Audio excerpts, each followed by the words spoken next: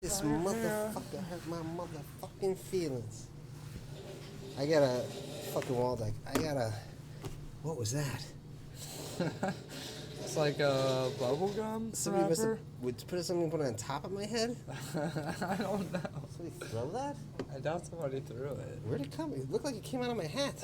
What if it I was? thought it was pearls were coming out of my ears. What if it was in your hat, dude? All the cum I swallowed. No, That's I was how it watching. works. I saw the Dolomite movie, and so I kept going like after fucking. I was messaging back and forth with Wallback, trying to fucking really just like push him because he's like, I'm just not in the mood. It wasn't even like he had a good reason. He doesn't want to go on. Well, I was like, the first thing I thought was, you insecure rat soup eating motherfucker. You didn't see the Dolomite movie? No. He probably has, so he won't mind I called him that. I mean, I You know of insecure Dolomite. rat soup eating motherfucker. I've seen like clips of the original Dolomite. Yeah, I gotta sit down. I don't think I can watch that alone. That's like a Room type movie, but The Room is so good that you can watch it alone. You know what I was thinking about?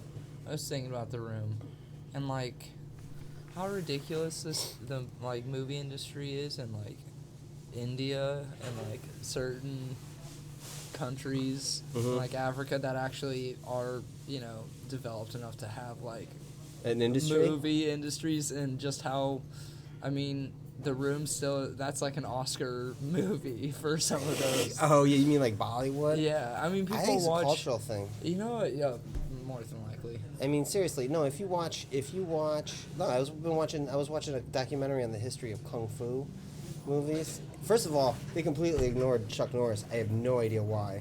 I guess because if you're not a human being, you're not considered qualified to be kung fu. Like if you're just an alien who just sits on your planet watching, you know, Dodge truck commercials and kung fu movies, and then you come to planet Earth and then become a movie star, they're like, that does not count.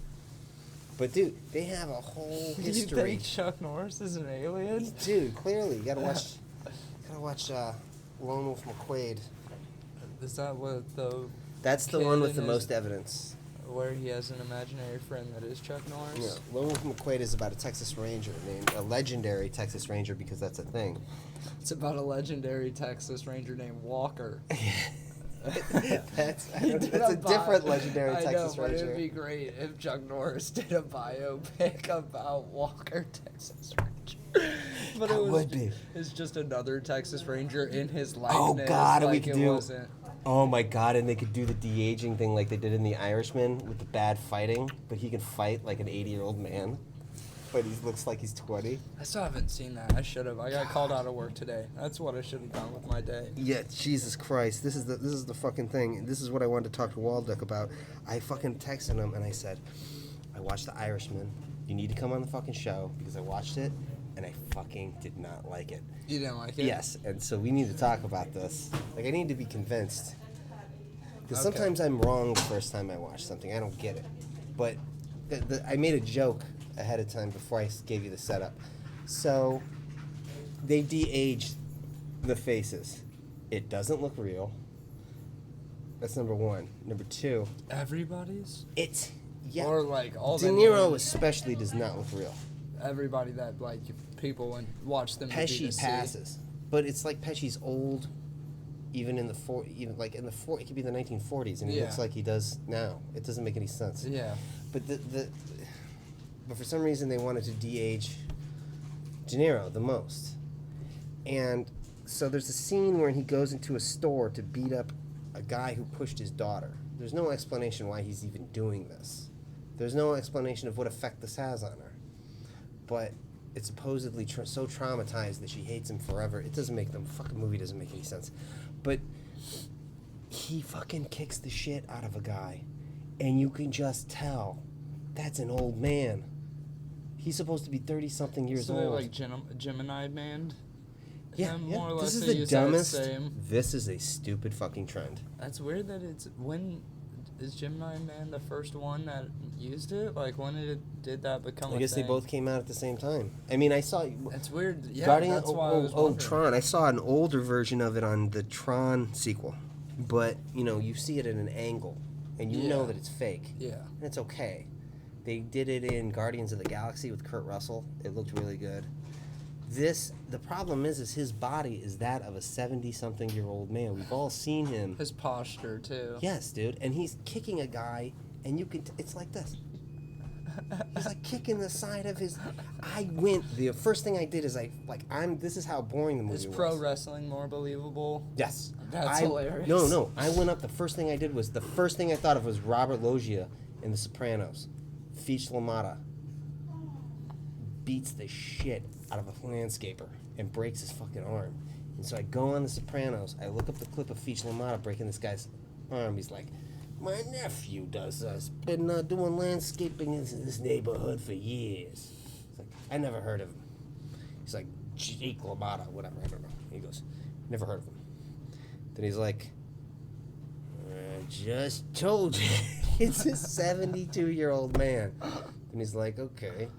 And then he just punches him in his face. And then just gets on top of him.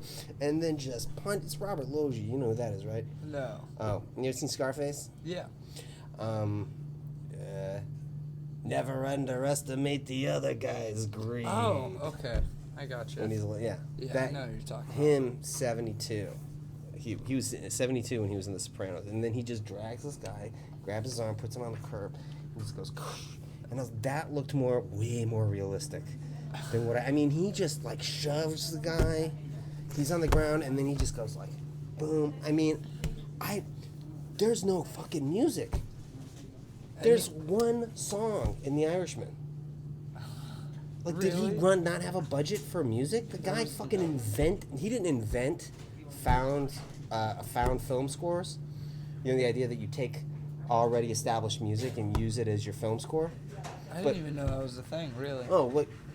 The last thing we listened to when I was dropping you off that day, I was playing a Bo Diddley song. Yeah. That's from The Wolf of Wall Street. I listened to that all the way over here. His fucking soundtracks are amazing. Because he did the Ronettes, like Be My Baby, Open Mean Streets. And like he's just famous. All his Stone songs. And I never was into Harry Nilsson or like the Rolling Stones until I started watching Martin Scorsese movies. Like I took the Rolling Stones for granted. And then I was like, whoa, this is a really good band. When I heard Monkey Man on Goodfellas. Okay. You know? But there's just one song? There's like one song. It's like an old doo-wop song. Da da da da da da. It's the song. There's not even like a score? I saw it in a comedy. Like there's not like music for dramatic. There's probably orchestra, but you don't notice it. But he's famous for like. He's famous for like the part when Don Rickles has the shotgun in Casino and they're in the mansion and they're playing Devo, like Satisfaction. Yeah. He's famous for that. Like, that's what he's known for. That Wolf of Wall Street soundtrack is amazing. It's got everything. It's got Billy Joel on it. It's got Malcolm McLaren. It's got fucking Muddy Waters. It's just got everything on it. And then this movie just has one doo-wop song? Yeah, and it's da-da-da-da-da-da. It's, they used to play it. Oh, it used to be the theme song for the motorcycle gang in the Clint Eastwood Monkey movie. Yeah, they're called the Black Widows. They're these hilariously like inept motorcycle gang that are always chasing Clint Eastwood and his monkey around. What was that movie called? There's Every Which Way But Loose and Every Which Way You Can. Yeah, Pet Monkey. You ever see those? No. If you ever see that on VHS, you got to. God, It's got a cartoon of like Clint Eastwood like with like muscles going like, and then you just see the monkey and a girl. Like when you watch it, it's hilarious. It's the dumbest comedy you'll ever see. The second one's the best. Pet monkeys seem cool until like. That woman got her face ripped off? Well, or you just consider the fact that like.